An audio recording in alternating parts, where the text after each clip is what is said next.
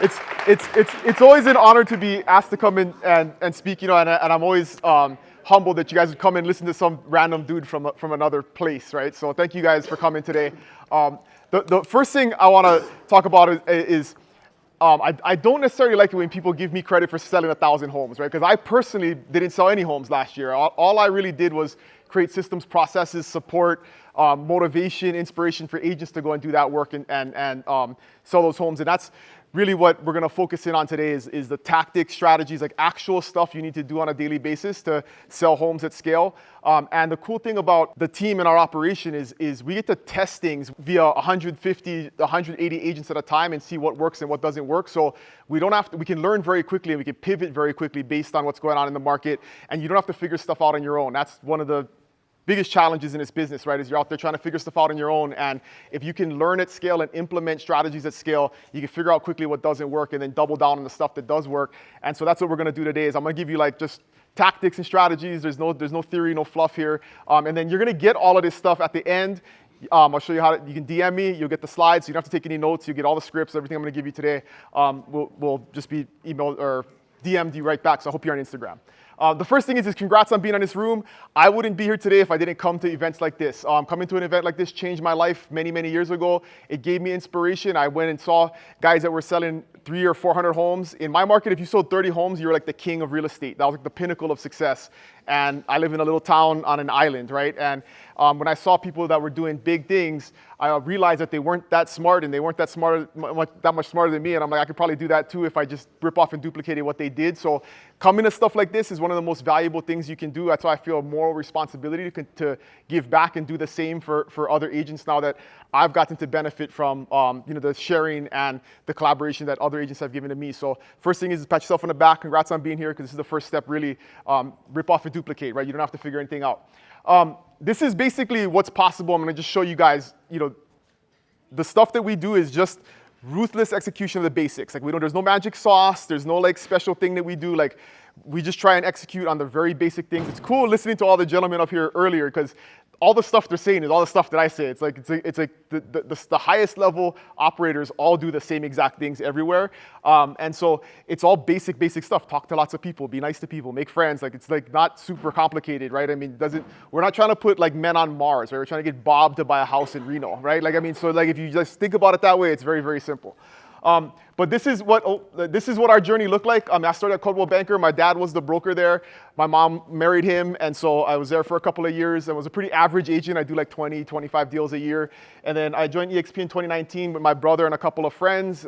We did 95 deals our first year combined. And then over the course of 7 years, we got to 1,006 transactions. And so this is really what's possible with just execution of the basics, right? No magic sauce, and this is all the stuff that we're doing on a daily basis. This is basically what I'm gonna share with you guys today is what we did in 2025 to do that 1,006 homes, and it's really basic stuff, right? So the first thing, and this is really the only like mindset thing, but it's really important to understand the game that we're playing, right? And the mechanics behind what we do, and you guys heard a little bit of that earlier, is there's about 300,000 people in Reno, property buying age. You guys agree with that? This is chat told me this, right? So if it's not. There was like 6,000 transactions last year. That sound right? Yes. All right. So that's 12,000 opportunities to be a part of a transaction. Makes sense, right? Buyer and seller side. And so that's 4% of the population, right? So 4% of the population participated in a real estate transaction last year. So once you understand that, you understand the game that you're playing and what the math behind it is. And so it's very, very important to understand real estate math because all of the stuff that we're going to talk about today, you have to accept this fact first for any of the rest of it to work, right? So if you're looking for some kind of magic easy button to get more than 4% of the random people that you talk to transact, like you're just not in the right game, right? You don't have the right understanding of what's going on. So that's the first thing is understand that 4% rule. People say like, oh, your Zillow leads only transact at 6%, that sucks. And I'm like, no, it's actually 150% better than the average person in the community, right? So it helps you apply the math to everything that we do. So the first thing is you guys heard this earlier, but my formula is a little bit easier. If you take nothing else away today, this is all you got to do to succeed in real estate at a really high level, do at least one transaction a month, probably make 100K, is the 5-5-5 rule, okay? So the 5-5-5 rule is talk to 5 people.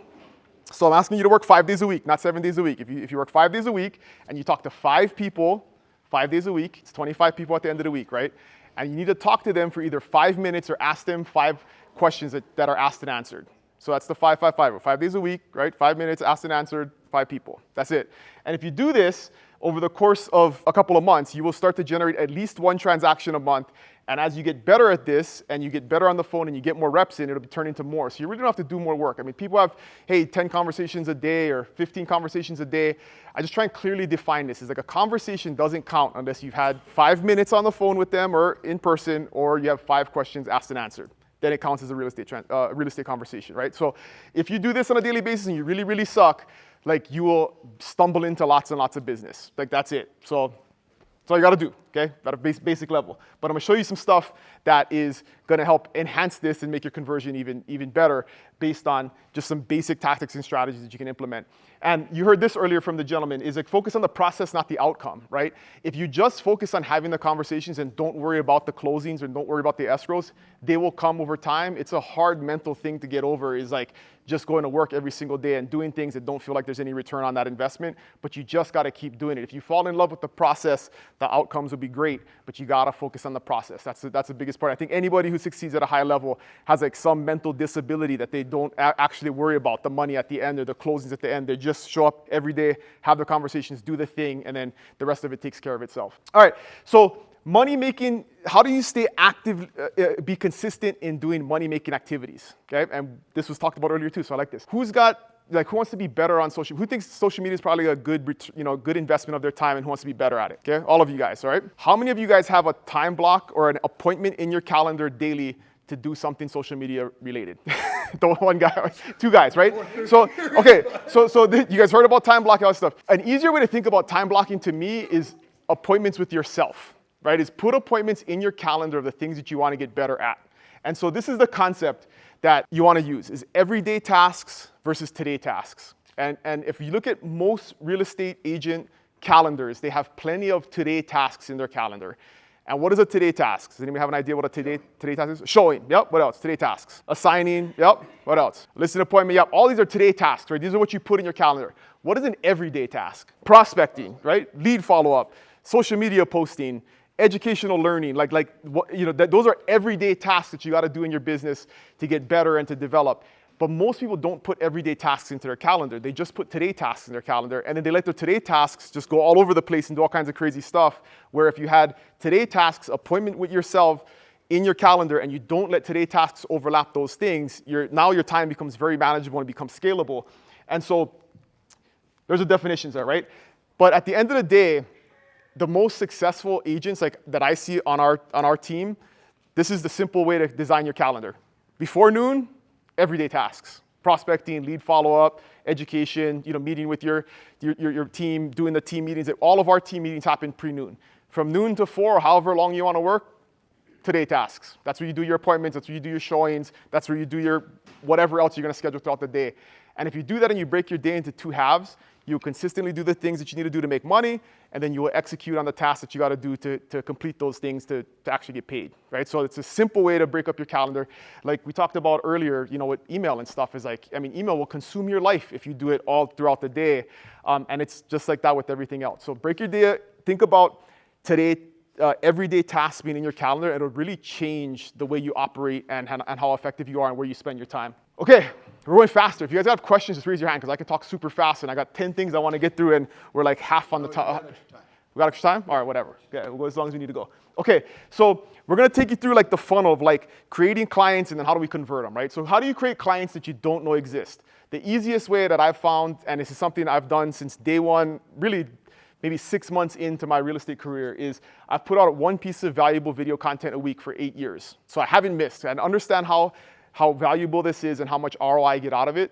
And so what you do is you create that valuable piece of video content on whatever platform you want to do it on. There's no secret sauce to this, but you're just doing it, right? You create it on YouTube, you put it on Instagram, you put it on TikTok, whatever it is. You post it on social, you email it to your database. So you take that link, screenshot, or you can do the YouTube link, and you email it to your database. So now you have an email newsletter that is just a piece of video content, which is going to be way more consumable than a long, complicated video, email that you guys usually put out there. Is just send them out the video of the week, and then you add that to a drip campaign. So if it's evergreen content that you can send to a client 6 months from now, and it still makes sense and it's still relevant. Like market reports don't really work, right? But if you're explaining the home inspection process, that you can send that out to a new buyer campaign from your email database at any time, and it's going to be relevant, right? So you have 3 things that are happening here: immediately to social, immediately to your email database, and then over the long term, you can build a drip campaign out. And what it's going to do is it's going to create clients in the marketplace that you don't know exist. Like, I've traveled all around, all over the state, and I run into people all the time. They're like, "You're the YouTube guy, real estate YouTube guy, or I see you on Instagram." And it's like the easiest way for people to trust you is if they've been watching you on your videos for months or years or whatever it is. Like, it's easy to convert them, right? So you create people who consider you their realtor before you ever meet them. That's way better than cold calling. Like, I've never cold called anybody my whole life because I'd hate doing that. But it's way cooler when like people call you, and what's the best question somebody can ask you as an agent? Are you taking on new clients? Because you seem scarce, right? Like, I want you. Like, they're never gonna haggle about compensation. They're never gonna treat you badly because they feel honored that you're gonna work for them and represent them, right? So you gotta do that through creating content out in the universe. You can be the greatest agent in the entire world, and I'm sure many of you are great agents, but if nobody knows that about you, there's no value to it, right? So use video content to do that. And then today, we're in the golden era of social media, you guys. Like, it's interest media, not social media, right? If you're anybody's consistent on Instagram right now and you look at your analytics, your follower count is irrelevant. Like, your follower count can be 1,000 people, but you can be getting 50,000 views every month, because what the algorithms are doing is pushing that content out to people who are interested in what you're putting out there. The social media platforms know everybody and what everybody's interested in. So if you put content out there that's interesting, they'll feed it to people, and it doesn't matter if they're your follower or not. So like, my personal Instagram account has like 4,000 followers. I get over 50,000 views every month, and like 55% of them are non-follower accounts that are viewing those videos. And so that's how we're creating clients in the marketplace that I don't even know exist yet, because I'm leveraging social media. So I don't know how long this lasts. The algorithm always changes, but leverage that now. Like, don't wait, right? We're in a time now that you can get way ahead of this and really build up a base and impact the community by being out there. So you got to decide what's a good use of your time. Cold calling for 3 hours a day, or posting on social for 15, right? And don't worry about likes and views and all that kind of stuff. If you put a post out there and it gets 300 views, like, how else could you have touched 300 people that day? Right? So doesn't matter. Don't worry about thousands and thousands of views or anything going viral. Just touch people through social media and video, and you have plenty of clients, more than you know what to do with. Okay, so now that we've touched people and we're talking to buyer clients, this is the golden script for buyer clients. Whether you meet them at an open house, I would apply this to my sphere of influence. Like, every single person that I come in contact with that is a potential buyer, the first question is, so this will like 5x your appointment rate, right? Because does anybody have a problem with getting buyers to sit down with you, right? And like they don't want to do the consultation? The first thing is please do not ever ask a client, a lead, do you have an agent? It's a wrong question to ask, because they will all lie to you and say yes, and then you get discouraged, and then you don't have any further conversations with them, right? Because most people will say yes, I have a doctor, I have a lawyer, I have a girlfriend, whatever it is, right? But they don't, right? So they will say, yes, I have an agent. So the first question is, have you bought property in Reno before? Whether they say yes or they say no, you ask the next question. So really easy. You don't have to memorize 2 things, right? Has anyone taken the time to explain the property buying process to you and update you on what's going on in the market?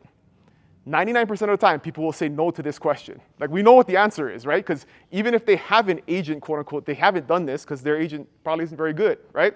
So when they say no to this, say, hey, a lot has changed over the last couple of months. I'd love to take 30 minutes to sit down with you, tell you about what's going on in the market, tell you about the value my team and I can provide to you, and explain what professional representation looks like.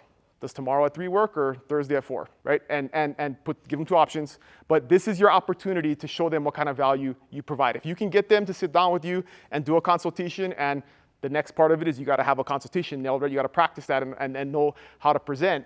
But this will get you more appointments, right? If you ask this question to people, every single person that comes into an open house, you will book tons and tons and tons of buyer appointments, right? Instead of, do you have an agent? And they say yes, and you say, oh, great. And then they tour the house and leave, right? So use this buyer consult script. Any questions about this? Okay, easy, right? Simple. Okay, so now we're getting leads, right? We're booking consultations, we're getting leads.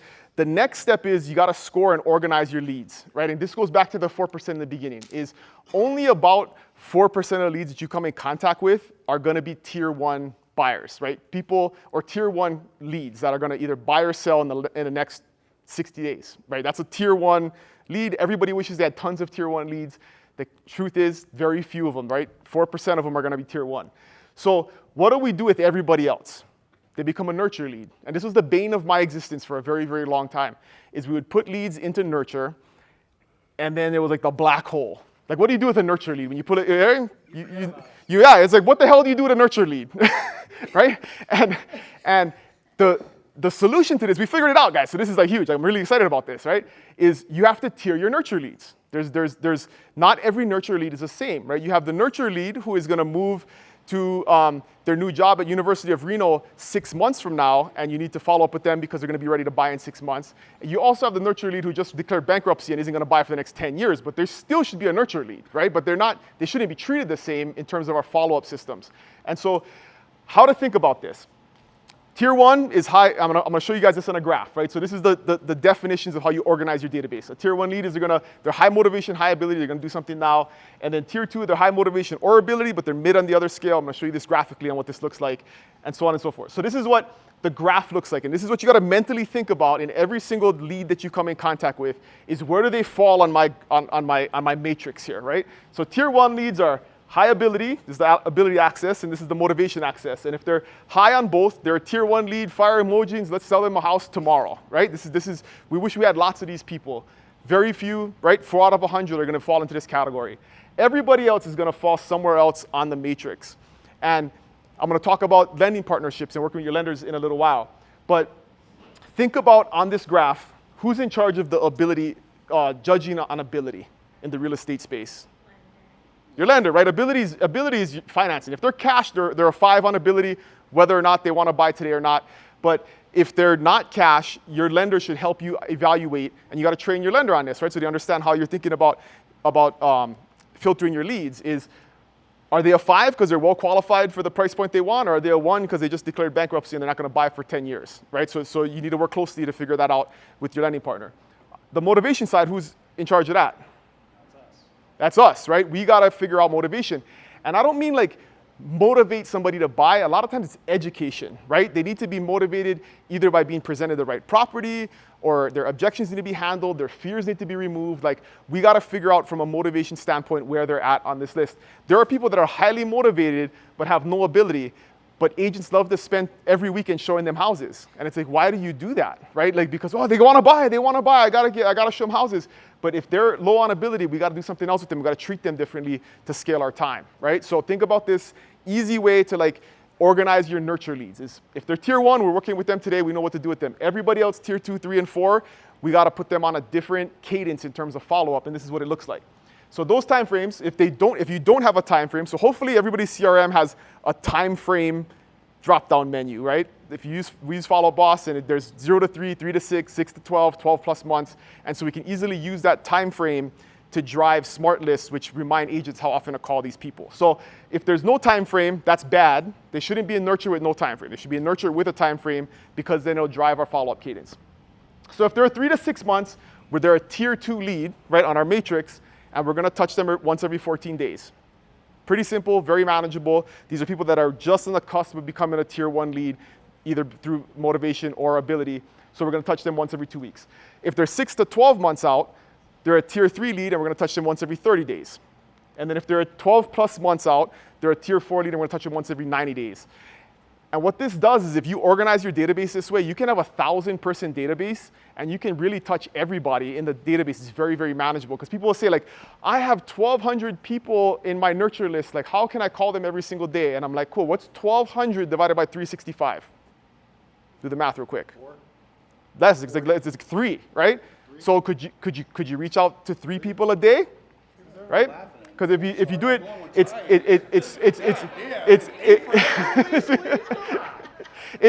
3 people once every 90 days, right? It's very, very manageable if you do this, and you can really scale a large database and talk to a lot of people. And when you have good spheres of influence, and maybe you have 300 or 400 really close, good sphere contacts, you can definitely nurture those folks on a 30-day basis, but you got to have a system around it. It's got to be organized, right? So it makes sense? Is this kind of like helpful in terms of how you organize database? Okay. Okay, so next piece of this is a high-level lending partnership, right? So this is something that we've done. I feel like if there's something that we've done better than most people, is we've kind of figured out the lending partnership. And my lending team leader is here today, and we skied yesterday, but he comes to a lot of stuff with me. We work on this stuff together very closely. And so what does this look like? Because a lot of times we all have we have a great lender that I send my leads to, and I'm like, what does that system look like? And they're like, I don't know. I send them and they call them and they get them pre-qualified. And I'm like, great. Like, what else? They're like, I don't know. They tell me when they're pre-qualified. And it's like, that's not enough, right? Like, just because your lender's great and like they might call your leads, like you need to know exactly what's going on in that system, and they should be an integral part. Let me ask you guys this question. What is the most important thing a lender can do for you as a real estate agent? Like in your business, what's the most important part of it? I think anybody can fund it. Any monkey can fund a deal, if you ask me. Can any monkey fund a deal?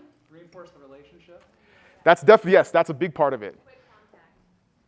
That's part of it too. But I think the simpler way to define it is lead conversion.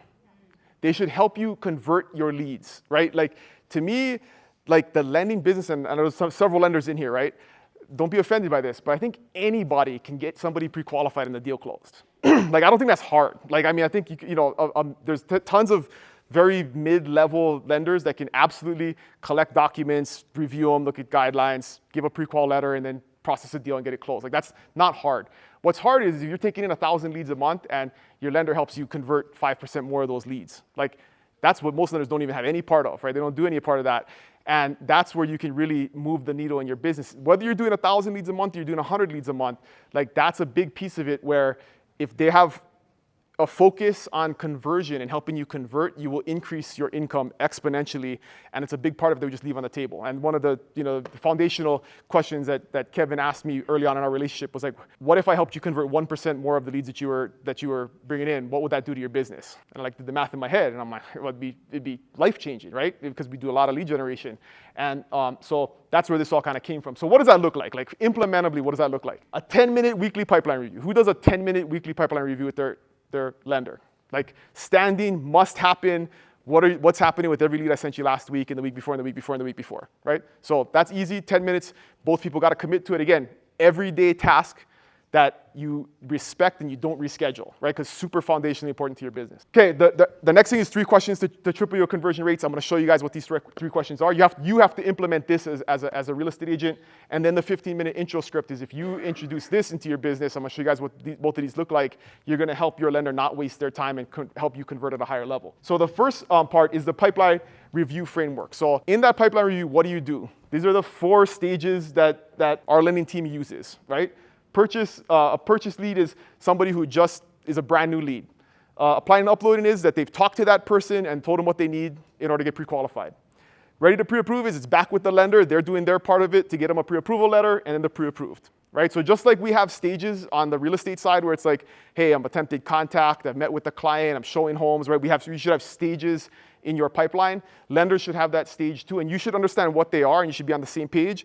And we actually have this built into our follow-up boss so we can look at where they are in the real estate pipeline and where they are in the lending pipeline, and then we can do these reviews and compare and contrast and then figure out who's doing what to get them further down the pipeline.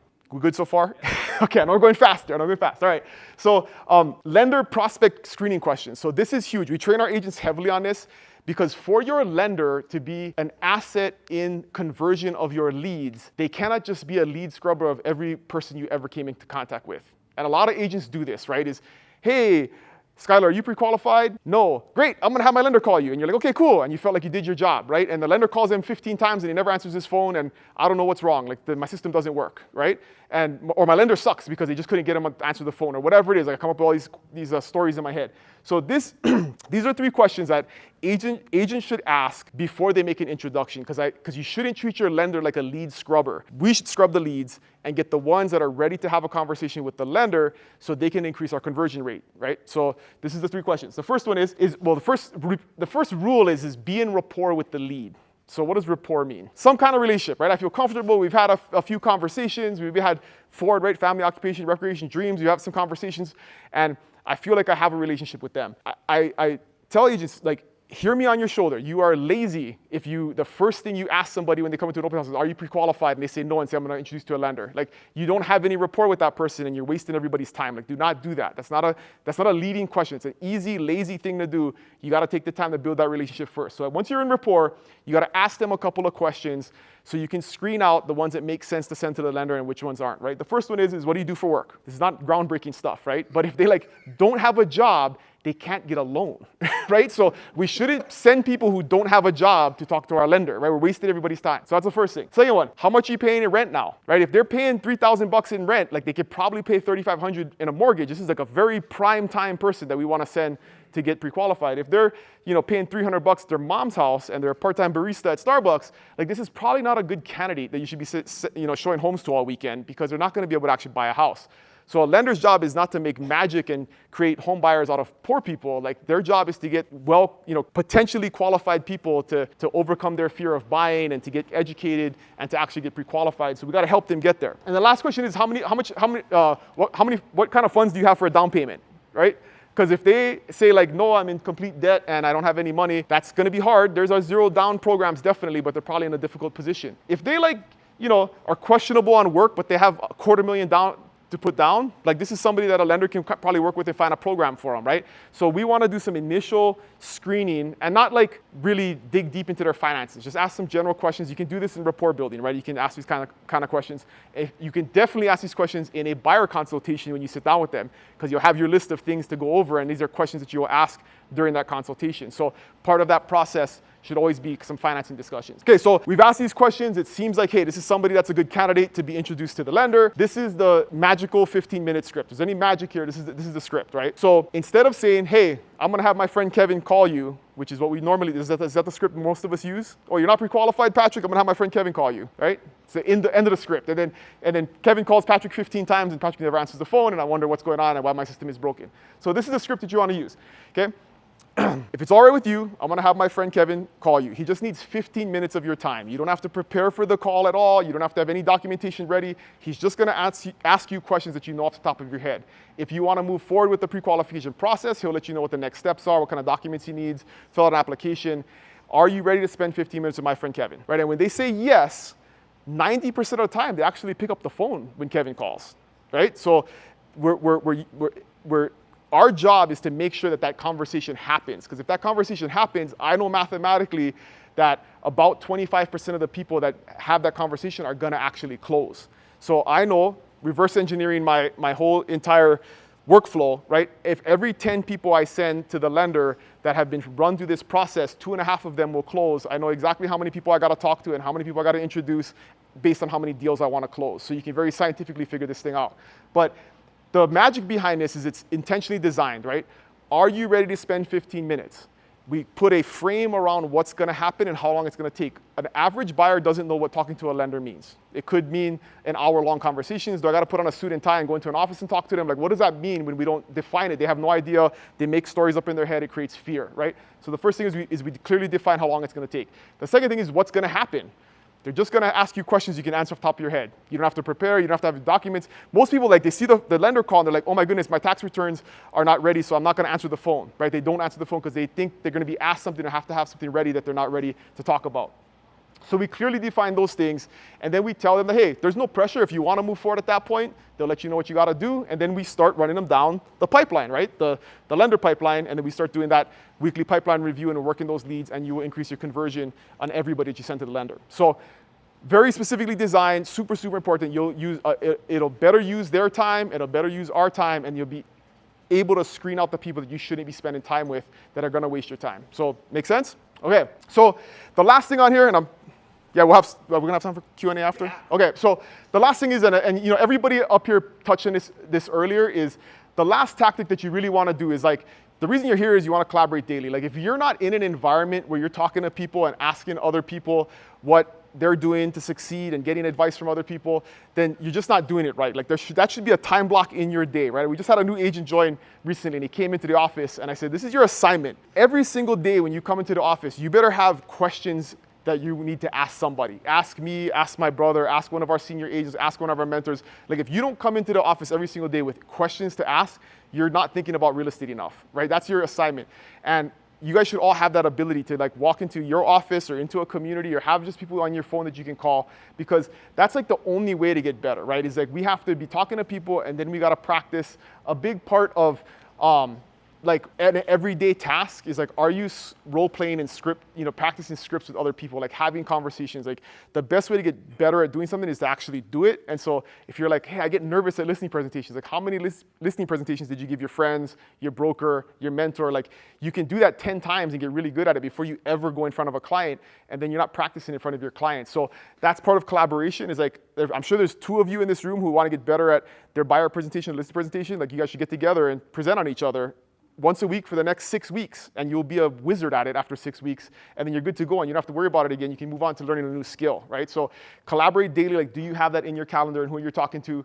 And like people talked about earlier, like I'm a big believer that you're the average of the 5 people you spend the most time with. So if you spend your time with negative, down in the dumps, pessimistic people, like you will become that person. If you spend your time with high energy, successful people, you will rise to their level. And so be very conscious of this. I think this is something that sometimes we just subconsciously get drugged down by people that, and sometimes like people in our household, right? So I had 2 of our most successful agents last year like get divorced because they like took this to heart, and I like you don't want to see that happen, but like they were like in a place where it just wasn't working at home, and they made a decision, and I was like, it's not my job to, like, I'm not trying to create divorces or anything, right? But it was somewhat inspiring to see somebody like go all in, right? Like go that deep, and like what they were getting at home wasn't what they needed to succeed and reach their goals in their life, and they made a really hard decision. But think about this on a daily basis of who you spend your time with. I'm very careful about who I spend my time with. And there's 2 kinds of people in the world, right? There's vampires and there's Care Bears, right? So some of you are old enough to remember Care Bears. But vampires like bite you in the neck and suck all the blood out of you and kill you, right? Care Bears, like you walk into a room and the friggin' love and shoots out of their chest, right? And like and pollutes everybody with positivity and happiness. And so you just got to think about like, how do you show up every day? Is like, are you a Care Bear or are you a vampire? Because people want to be around Care Bears, and clients want to be around them, and other people want to be around them. And if you're conscious of that, you'll attract more of those people. So, all right, last thing I'm going to give you guys, and we'll do some Q&A, is I always end with this because I'm the guy from Hawaii, right? The Hawaiian language has, what's beautiful about it is there's literal translations to words, and there's poetic translations to words, okay? So kina ola, this is one of our foundational principles on our team. Kina means flaw, and ole means like without, okay? So it literally means flawless. But there's a poetic definition behind it, a more philosophical definition, and this is what it is. It's doing the right thing in the right way at the right time, in the right place, for the right individual, for the right reason, with the right feeling the first time you do it. And I think if we apply this to your business and your life, it just makes everything better, right? So this is one of our things when agents get faced with a difficult situation. We're like, hey, how did you apply kina ola to this? Like, what's the right thing to do here? And this is like a guiding principle of our business, and if you don't have a guiding principle for your business, maybe work on one, but I just want to share this with you guys. Let's go solve everything, sir. Not as deep philosophically as Patrick's is, right? But it still works, all right? So if you want to get the slides, guys, follow me on Instagram. I'm at Kona Broker. You can type in Dylan Onaka. I'm the only one in the world, so I'll come up. So follow me, DM me the word tactics, and it'll shoot you back the link to all the slides. You get all the scripts and all the stuff that I covered today. This is ManyChat, so this is a automation for your business. If you want to use this, it's like $15 a month, but you can have people DM you a message, and then it sends them back something automatically. If you DM me the word meeting, it'll send you back a link to book a meeting with me, but it can automate and save some of your time dealing with emails and messages and all that kind of stuff. And then there's all my contact information. If you scan that, you'll get my QR, my dot card with all my links to everything. So that's what I got, guys. Yeah, go ahead. All right, military background, I get it. And we talked about how the days can get overwhelming and everything else. My question to you is what's your advice for motivation and keeping agents motivated in regards to, because we all go through those bad days. We have them all on our teams. We've all seen them on our brokers. Yep. They have a bad deal. Keeping their mind right or keeping your own mind right in regards to being able to get through the last day to start the next day. I don't know, but I'm going to share this with you. Because I think we all trying to figure this out, but this is a perspective I heard recently from our CEO, Leo, which was very helpful for me on this idea of motivation. And Lee was talking about, no, who was talking about why? It was Mike was talking about why, your why earlier, all right? And so here's the story, is people who have massive open heart surgery, right? They rip your chest open and do massive open heart surgery on you. What do you think the recidivism rate is? And within 3 years, how many people are back in the hospital having a heart attack and having new surgery again? It's not that hard. You guys are pessimistic over here right now. It's like holy shit. It's like 40%, right? But four out of 10 people who like have their chests opened up and get operated on, and afterwards a doctor comes in and says, Patrick, you will die if you do not change your lifestyle, if you do not change your diet, if you do not exercise, like you will die. Do not change, right? And why is that? Like life isn't enough of a why to change your habits to live, right? I mean, it's a crazy thing, but they did a research study on this, and because doctors were frustrated. The doctors couldn't understand why people would not change their behavior when life or death was the decision.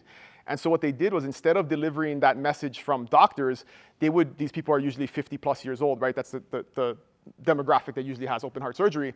They would bring their grandchildren in, and the grandchildren would deliver the message and say, Grandpa, you will die and you will not see me graduate high school if you don't change your lifestyle and change your diet and get some exercise. Like, will you please do this for me? And when they did that, the success rate went to like 98%, like because people had a why, right? I mean, it changed their motivation. And so that's a long story to answer Patrick's question. Is I have no idea how to motivate you. Like, if you cannot figure out what your why is and why you do everything, why you get up every day and you do the hard shit that nobody wants to do to make a lot of money and be successful in life, like, I cannot do that for you. I can give you all the tactics, strategies, systems, scripts, everything you need to be successful, but I cannot get you out of bed in the morning. So I've kind of accepted that fact, and it's like, if people can't figure it out on their own, I just got to be okay with that, and I'm going to go pour into the ones that do have a why and do want to do it. So there we go. Okay, recruiting style. How did you get? What do you think is your why of how you got from 3 agents to almost 200 agents now? What? Because there's a lot of people here looking to grow in general, and brokerages, teams, and agents. Like, what do you think helped you get there? So I've done 0 outbound recruitment in my career. So I've never called an agent. I've never recruited them. All of our agents have been 100% inbound, basically from agents on the team who interact with them and have a positive experience, and they invite them to be a part of it.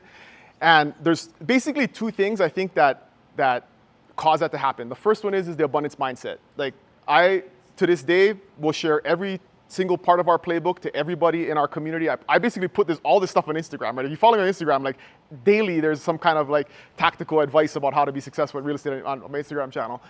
So that's one part of it, is we just live that abundance mindset, and if you're attracted to that and you want to be a part of it, you just come, so it creates the right people.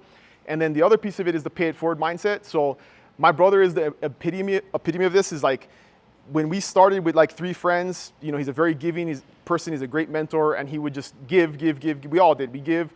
And then the next person that comes that was given value then feels a responsibility to give the next person. That's kind of just compounded over time. And so when somebody joins a team, like, you can literally join the team and now you have 180 agents you can go to for advice and help. And when you experience that, now you go out there and you preach the gospel to everybody else, and everybody, you tell everybody that you come in contact with, to what a great experience you had and that you should be a part of it too. One of my best recruiters right now are these 2 kids that Hunter and Calais. 21 years old, they were at a couple of different brokerages before they found us. They got to us, within 3 months they had their first escrow. I think they closed 10 in like the first 6 months. I mean, they're just crushing life, these 2 21-year-old boys. And they're out there like pounding the pavement, and they tell every agent that walks into their open house how amazing their experience has been. And I think they've recruited 7 or 8 agents since they've joined. And it's like, but they're just telling people the good news, right? Like, we're not trying to convince them about anything. I mean, I'm not trying to give them a value proposition. It's proof of concept. So I tell agents, like, if they're shopping brokerages, like, don't believe me, I'll give you the list of the last 10 agents, the newest 10 agents we have. Go talk to them and see what their experience has been. And please do the same for the other brokerages that you're talking to, because that's going to give you the real scoop on what's happening at the brokerage. It's like, if you're talking to me, my job is to paint a rosy picture and sell you on the big dream and stuff like that. I want you to talk to the newest 10 agents that we have and see what their experience has been. So that's a piece of it. I mean, I think that's it. And then Instagram, guys. I was talking to somebody about this earlier. Like, if you follow me on social media, this is so my social media now has switched from like being client facing to being agent facing. And so if you follow me on social media, you know exactly what you get. Like, this is what you get. So if you don't like what you see on Instagram, you will never join the team. If you like what you see on Instagram, like, it takes me 10 minutes, a 10-minute conversation to get you to switch. So I think that's a really huge value proposition, is putting yourself out there. Your vibe attracts your tribe. It preserves the culture, because really only people who are going to fit well into our culture join, because there's so much of it out there for people to see and evaluate. So yeah, if you want to recruit, you just got to create a good culture, and then you got to actually put it out there and live by it, and agents will share the good news. So. Anybody else? Anybody else? Great. When choosing your brokerage, what were you looking for when you picked the brokerage that you landed on EXP? I got a crazy story about that. So my stepdad was the broker at Coldwell Banker. My mom was an agent broker there for years. And so I was like an unrecruitable agent, right? Nobody would ever call me in. And my first couple of years, like I was pretty good agent. Like, I mean, you know, in our community, if you do more than 10 deals, you're pretty top performing agent because you got price points are high. But nobody would ever call me to recruit me. And then the brokerage got bought by another franchise brokerage, and I just didn't jive well with the new ownership. Like I just didn't feel like it was a cultural fit, and I was looking to grow a team. So I early on recognized that the team model, and you guys kind of heard about this earlier, I think there's two aspects to it. One, I think it serves agents better because they can focus on money-making activities and we can give them systems of support. But I truly believe it serves the client better. Like if I have an agent that is 100% focused on serving the client and their needs versus all of the other crap that you have to do as an agent, the customer's gonna get a better experience, and that's gonna grow the business for everybody.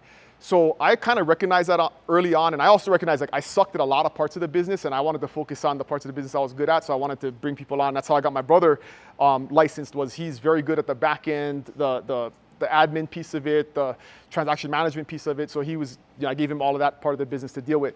And then we brought on another friend. So I was like, hey, I'm gonna bring this new guy on, and then he's gonna help me be a buyer's agent. And the broker owners were like, we're gonna put him on a 60-40 split. And I'm like, no, like he's gonna get all his business from me. I'm gonna provide him all his business. He's gonna be on my split. And they kind of gave me like rub on this, and it started to make me look like I was like, this isn't gonna be a fit for like where I wanna go in the business. And so my stepdad and my mom were like, hey, go figure it out. You're going to retire in a couple of years. You and your brother figure it out. And so I started looking around at other business models. I'd never even considered it before. And I looked at opening a brokerage. I looked at the franchise models. And I stumbled upon EXP. And there was a couple of things that attracted me specifically to it. One, I wanted ownership. And I looked at opening a brokerage. And I realized kind of early on that even if you, in my market, even if you had like a moderately successful independent brokerage, like you didn't have a saleable asset. So even if you had like 50 agents and you were doing a couple $100 million or whatever, like nobody would buy that from you, right? So you could spend 20 years of your life building up that independent brokerage and then really have nothing to sell afterwards other than a book of business that hopefully somebody would buy, but it wouldn't be significant. So I was like, that didn't really make any sense to me. And then you had to take on all the personal liability. And I also didn't like the model in real estate where, and my stepdad dealt with this, right? There's all these successful agents in the community that he was a mentor of. And when he helped them get to a point of success, they ended up getting poached by somebody else or ended up leaving and going to another brokerage. And he had no financial benefit from those agents in the long run because of that old school model that didn't really make sense, where that revenue share model, like my whole goal in life is to get a new agent successful very quickly and get them to go out and do something on their own, because the revenue share model will continue to generate revenue for me. So I don't have any reason to ever hold an agent back from going independent or starting their own team or spreading their wings, because this model encourages that basically, right? So there's a couple of those were the things that were important to me, but the biggest thing was ownership and having a saleable asset and something that would generate income over time. And then the culture. I heard about this culture and I was like, I don't know if this is like a real thing or it's hocus pocus. And then I'll go to events like this and guys selling 300 houses would say, hey, here's how we do it. And I was like, cool. And I just rip off and duplicate. And that just continues to compound to this day. And so, and you don't really see that in other places, right? A lot of people spend thousands and thousands of dollars to be in a coaching community to get access to information, where I'd spend maybe a couple $1,000 to travel to events to collaborate and mastermind with other team leaders and peers. And I get, I think, way more out of that than I would from a coaching program. So I don't know, so did I answer your question? That's kind of a long answer, but okay. That was easy. No one else? Well, thank you, buddy. I really appreciate it. Appreciate you guys. Thank you guys for coming. Yeah, let me know if I can help with anything. You guys got all my contact information. You gonna wrap it up?